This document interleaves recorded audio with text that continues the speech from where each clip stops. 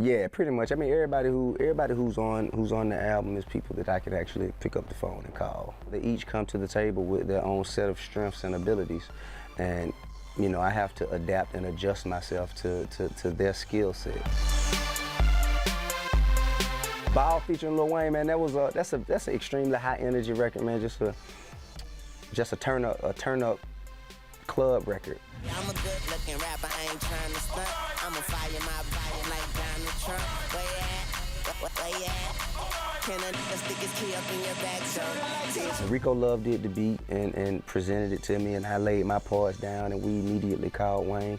And Wayne, McMahon, and them, they got, you know what I'm saying, they facilitated the feature for us, and from there, only other thing left to do was shoot the video. So we did that in New Orleans.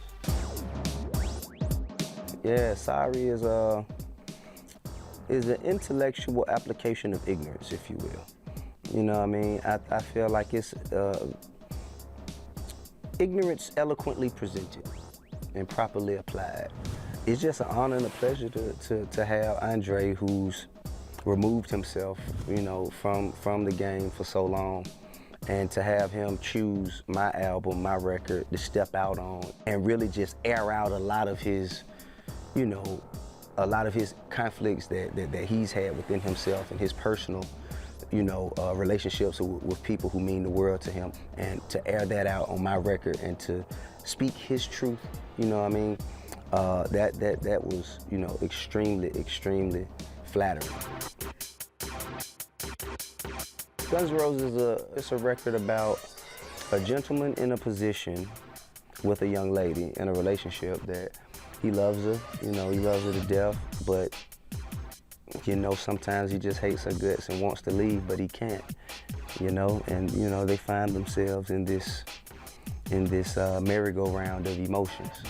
Pink's awesome, man, you know what I'm saying? In every aspect of the word, she's just awesome. Yeah, ASAP. WILDSIDE is a song about reflection. It's me looking back on all the wild stuff I did as a kid and how it contributed to me being the man I am today. And I just basically gave the story from, you know, of my childhood, how wild we were growing up, and all of the things that we did that, you know, I look back now and I'm just, you know, shake my head and I'm astounded that, you know, we're still here today. Yeah, man, Hello was presented to me by Pharrell, one of my big brothers in the music industry, man, Pharrell. He basically got it to me and told me immediately, man, you need to record this. This is, you know, this is a record that only you can bring to life. And I took heed, you know what I'm saying? I recorded it, and I reached out to CEELO and I let him hear it, and he immediately said, yeah, this is something we need to do. Wonderful Life is a very conceptual record. It's a remake of an Elton John record. And conceptually, it's me speaking to myself in the voices of two very special, important people who, you know, existed in my life, and they have since passed away. One of which being my best friend, Falant, who died in 2006. And the other being my father, who died in 2002. And it's basically, you know, me sharing the conversations that I have with them, with the people of the public.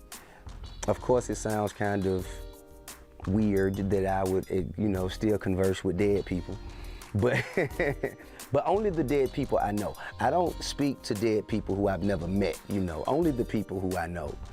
And from time to time, you know, we have our conversations. And I was just, you know, letting the public in on some conversations that we have.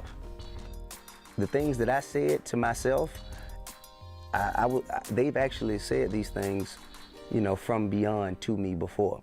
And I was merely just, you know, just quoting them. I haven't spoken with Elton, but he cleared it, so I'm sure that, you know, he must be all right with it.